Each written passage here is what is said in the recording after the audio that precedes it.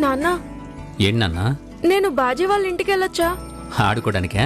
లేదు నాన్న, మాకు పాఠశాలలో ఇంటి పని ఏదైతే ఇచ్చారో మేమది ఇద్దరం కలిసి చేస్తాము. ఇప్పుడు మీరు ఎలాగో ఆడుకోవడానికి అనుమతి ఇచ్చారుగా, అందుకే చదువు మీద కూడా ఆసక్తి పెరుగుతుంది. ఎప్పుడైతే ఆడుకోవడానికి సమయం ఉండదో అప్పుడు ఆడుకోవాలని కూడా అనిపించదు. శబాష్ మార్తాండ. సరే వెళ్ళు.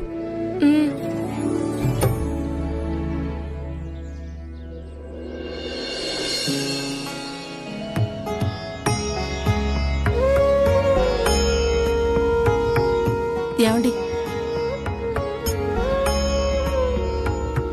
ఇది చూడండి. నేను బీరువాని శుభ్రం చేస్తున్నప్పుడు ఏం దొరికిందో. ఇది గౌరీ పట్టా కదా? ఆహా,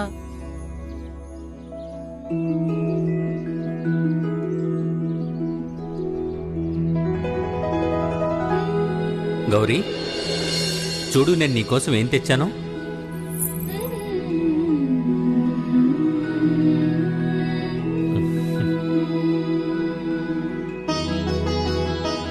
రా, నేను పెడతాను.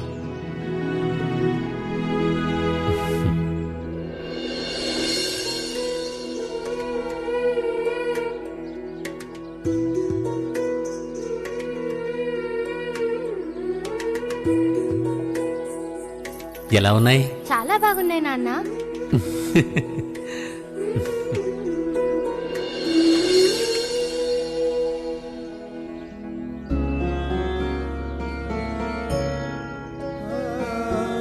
మీరేం ఆలోచిస్తున్నారు? ఒక్కొక్కసారి ఎలా అనిపిస్తుందంటే పార్వతి, కొన్నిసార్లు కాలం చాలా వేగంగా గడిచిపోతుందని. ఇంకా కొన్నిసార్లు ఉన్నట్టుండి ఎలా అనిపిస్తుందంటే పార్వతి, కాలం ఎక్కడికక్కడే స్తంభించిపోయినట్టు. గౌరీ కాలిమూబల శబ్దంతో ఇల్లంతా మారుమోగిపోయేది. ఆ క్షణాలు నా చేతిలో ఉండుంటే మళ్ళీ తిరిగి తీసుకొచ్చేసేవాణ్ణి.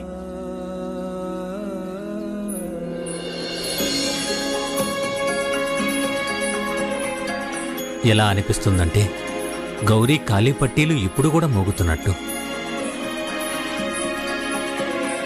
ఏమండి, నాకు కూడా గజల శబ్దం వినిపిస్తుంది.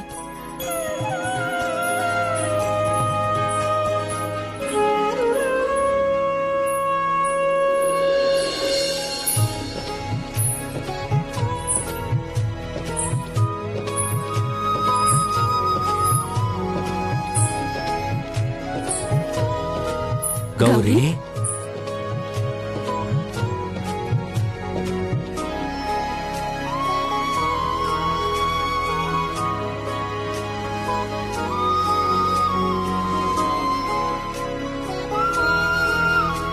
చల్లగా ఉండు తల్లి.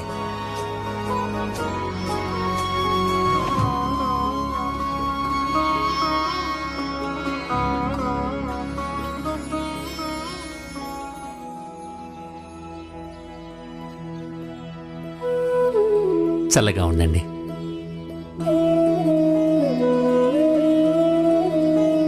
రా తల్లి. సంతోషంగా ఉండు.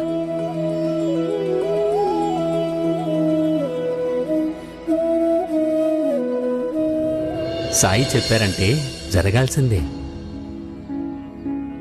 ఆయన చెప్పారు గౌరీ రాబోతోందని. ఇదిగో చూడు, నువ్వు వచ్చేశావు.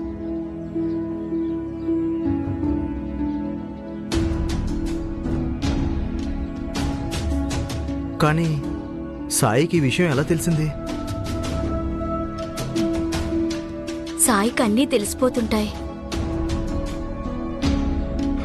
కానీ గౌరీ, మీరు ముగ్గురు ఇలా హఠాత్తుగా కబురు కూడా పంపకుండా అంతా సవ్యంగానే ఉంది కదా?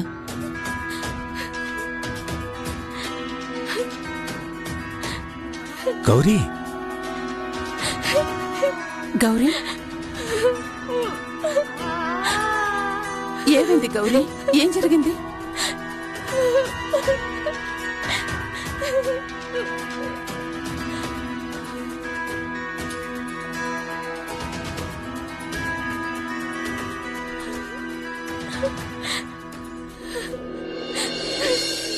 వచ్చేసాం నాన్న, వచ్చేసాం.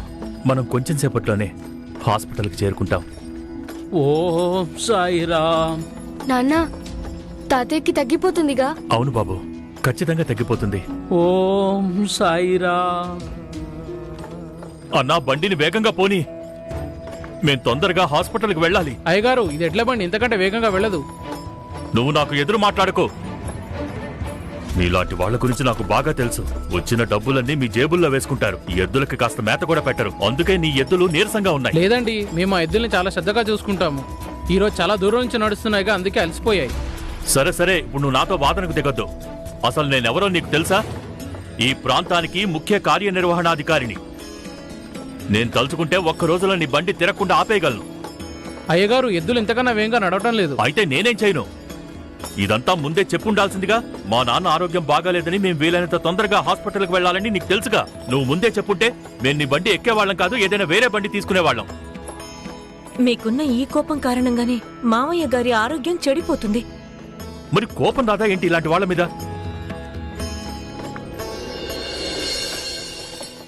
ఆ, అరే అరే, కొంచెం చూసి నడపవయ్యా. అయ్యగారు, కళ్ళు కనిపించట్లేదా నీకు? అయ్యగారు, దారి బాగాలేదు. ఇలాంటప్పుడు బండి వేగంగా నడిపిస్తే బోల్తా కొడుతుంది.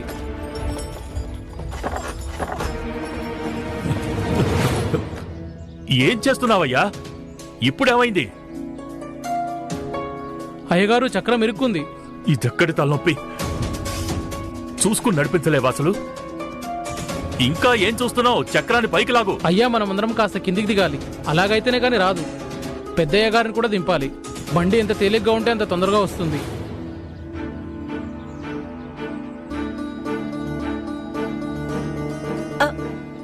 ఒక పని చేద్దాం, మామయ్య గారిని ఆ చెట్టు కింద పడుకోబెడదాం. సరే.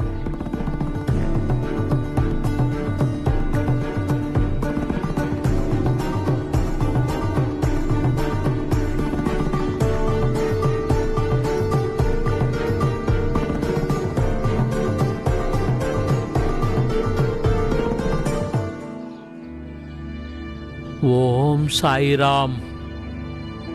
ఓం సాయిరామ్. ఓం సాయిరామ్. ఓం సాయిరామ్. నీలకంఠం,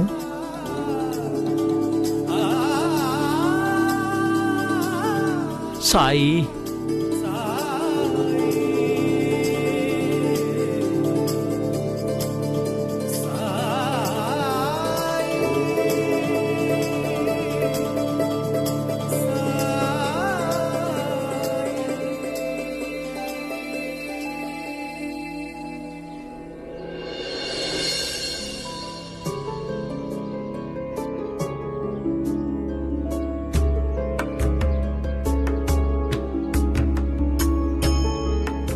ఎప్పుడైతే పెళ్లి సంబంధం చూశామో అప్పుడు నాకు ఏమాత్రం అనుమానం కలగలేదు పని పట్ల మన అల్లుడి గారికి ఇలాంటి ధోరణి ఉంటుందని.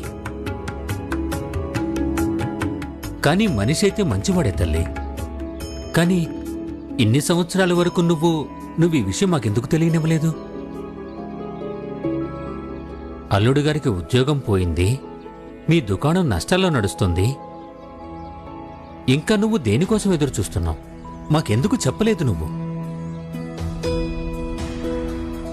అంతా సర్దుకుంటుందనుకున్నాను నాన్న.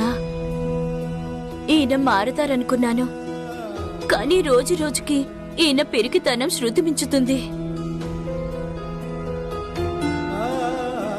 ఈయన ఎవరిని ఏమీ అనలేకపోతాడు. ఈయనకి వాళ్ళు ఎంత చెడు చేసినా సరే అయినా కూడా ఈయన ఎవరిని ఏమీ అనలేడు. తప్పు నాదేలే. నేనీయన తప్పులన్నిటినీ చూసి చూడనట్టు వదిలేస్తూ వచ్చాను. కానీ ఇప్పుడు నేను ఈయనకి ఎంత చెప్పినా కూడా ఈయనకి చీమ కుట్టినట్టు కూడా ఉండదు. అందుకే నేను సాయిని కలవడానికి వచ్చాను. నాకు గట్టి నమ్మకం ఉంది, ఆయన నా కష్టాలన్నిటినీ గట్టెక్కిస్తారని. చూడు, నువ్వు చాలా మంచి పని చేసావు తల్లి. ఇప్పుడు ఇక్కడికి వచ్చావుగా, సాయి అన్నీ చక్కబెట్టేస్తారు. బాధపడకు. పద, ఇప్పుడే మనం సాయి దగ్గరికి వెళ్దాం.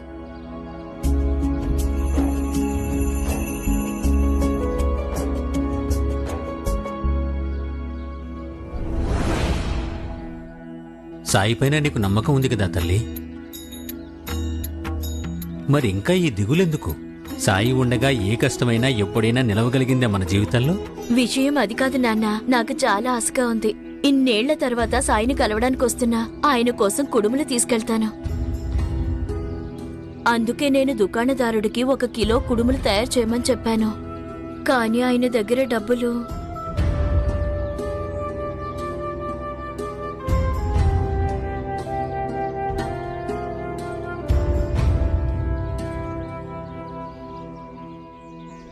డబ్బులు కావాలి అంతేగా?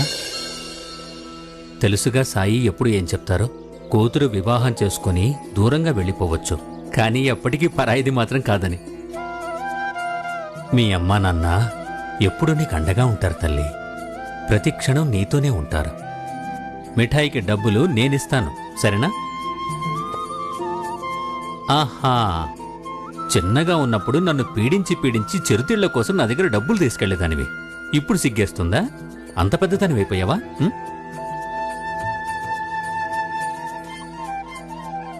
సాయి అంతా సరిచేస్తారు తల్లి, దిగులు పడకో.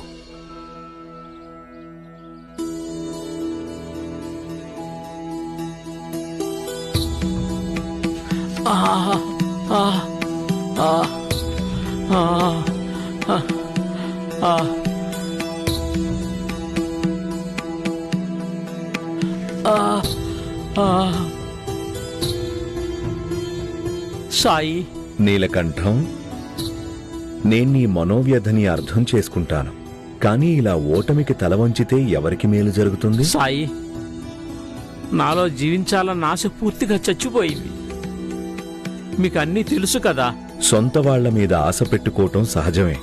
ఒకవేళ వాళ్ళు మన ఆపేక్షలకి అనుగుణంగా నడుచుకోకపోతే బాధ కలగడం కూడా సహజమే. ఇప్పుడు నీకు కలుగుతున్నట్టు. ఎందుకంటే నీ కొడుకు దిగంబర్ నువ్వు ఆశించిన విధంగా నడుచుకోలేకపోతున్నాడుగా. ఈ కారణంగానే నాకు జీవితం మీద ఆశ చచ్చిపోయింది సాయి.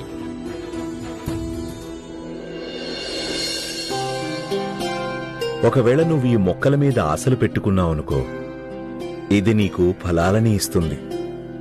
కానీ ఇది నువ్వు ఆశించిన స్థాయిలో ఫలాలని ఇవ్వకపోవచ్చు. ఒకవేళ నువ్వు దీనికి కొంత సమయం కేటాయిస్తే అప్పుడు ఒకనాటికి ఇది నీకు నిశ్చయంగా మధుర ఫలాలని ఇస్తుంది. నీలకంఠం, నువ్వు షిరిడీ రా నా దగ్గరికి. నీ అనారోగ్యానికి ఏ వైద్యుడి వద్దో ఏ ఆసుపత్రిలోనో లేదు, అది షిరిడీలోనే ఉంది. ధైర్యాన్ని కోల్పోవద్దు. నేను షిరిడీలో నీ కోసం ఎదురు చూస్తుంటాను. అలాగే సాయి.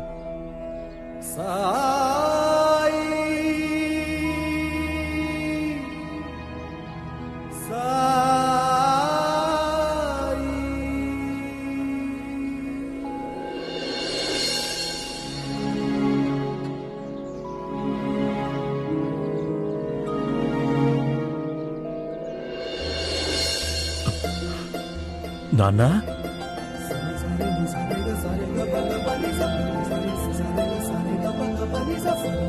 నాన్నా, మీరు ఎలా లేచి నిలబడ్డారు? అంతా సాయి దయ. వారి మహిమతోనే నేను మునుపటి కన్నా మెరుగ్గా ఆరోగ్యంగా ఉన్నాను. సాయి బాబు, నా కోరిక నన్ను హాస్పిటల్కి కాదు, షిరిడీ తీసుకెళ్ళు.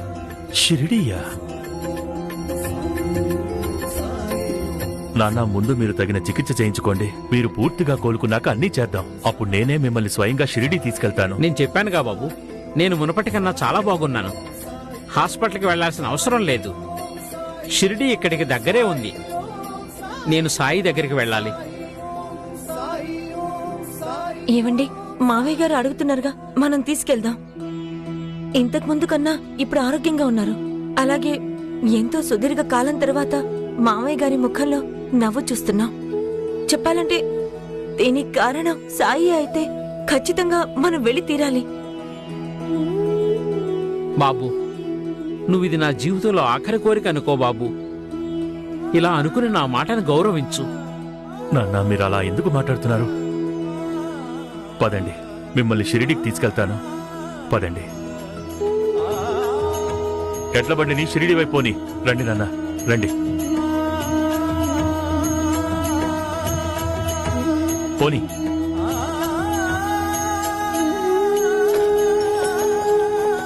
ఓం సాయిరామ్. పార్వతీ, గౌరీ, పదండి. తిన్నగా ద్వారకామాయికి వెళ్దాం సాయిని కలవడానికి. కానీ నేను ఇక్కడే ఉన్నానుగా. సాయి,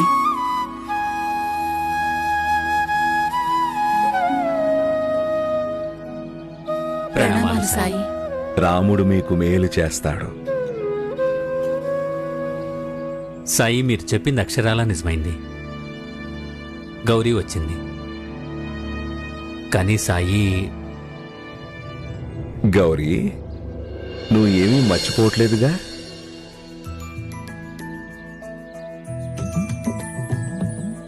ఏంటి సాయి? రా, కూర్చో.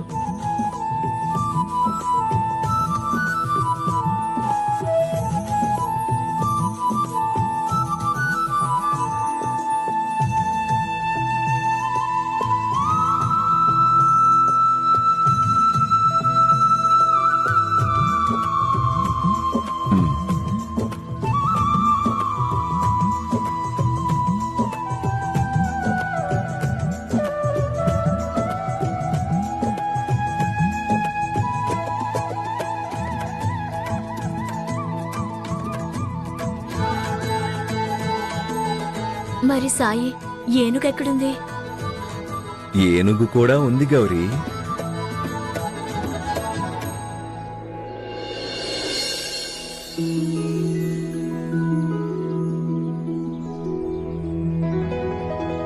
ఇంకా ఆ పెంకి కుందేలు? అది కూడా ఉంది. ఇదిగో.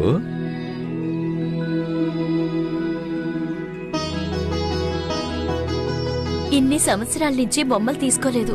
ఈ రోజు లేడీ గుర్రం అన్నీ కావాలి. ఈ రోజు మొత్తం అడవే వచ్చేసింది మా గౌరీ పాపని కలవటానికి.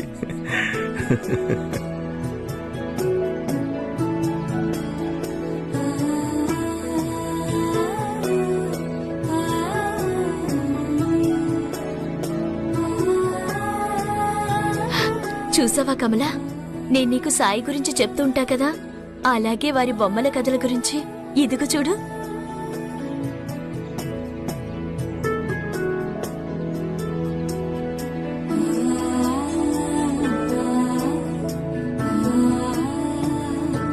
సాయి, మీరస్సలు ఏం మారలేదు. మంచి అలవాట్లను అస్సలు మార్చుకోకూడదు. సాయి, మేము మిమ్మల్ని కలవడానికే వస్తున్నాం. అవును సాయి, ఈ రోజు బోలెడన్ని విషయాలు మాట్లాడాలి. నా మనసులో భారం మొత్తం తేలిక చేసుకోవాలి. గౌరీ, నాకు నీ మనసులోని బాధ తెలుసు. కానీ అది వేరే వాళ్ళకి తెలియజేయాలి.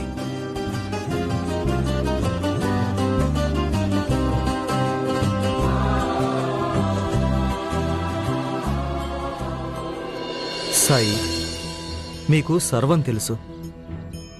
నాకిదొక్కటి చెప్పండి చాలు.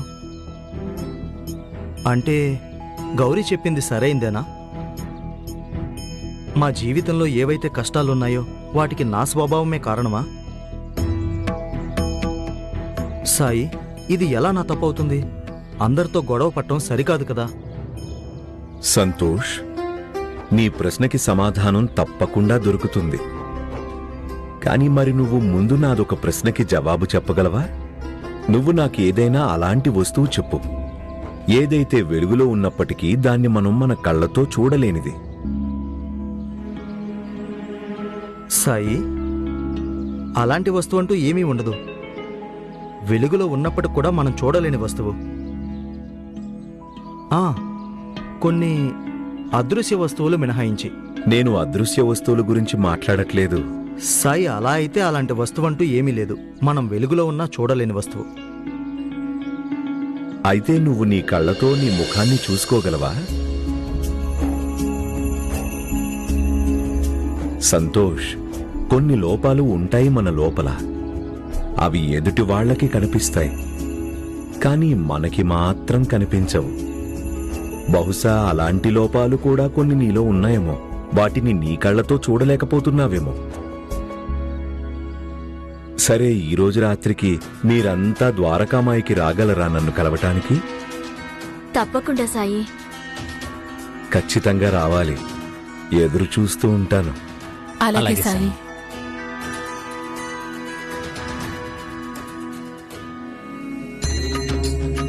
ప్రణామాలు ప్రణామాలు సాయి.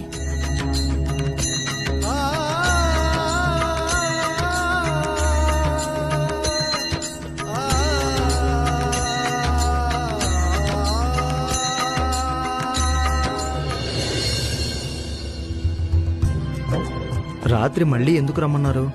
సాయి మనకది ఇప్పుడే ఎందుకు చెప్పలేదు? సాయి లీలలు అలాంటివే. ఇప్పుడు ఆయన మనల్ని పిలిచారంటే ఖచ్చితంగా ఏదో కారణం ఉంటుంది.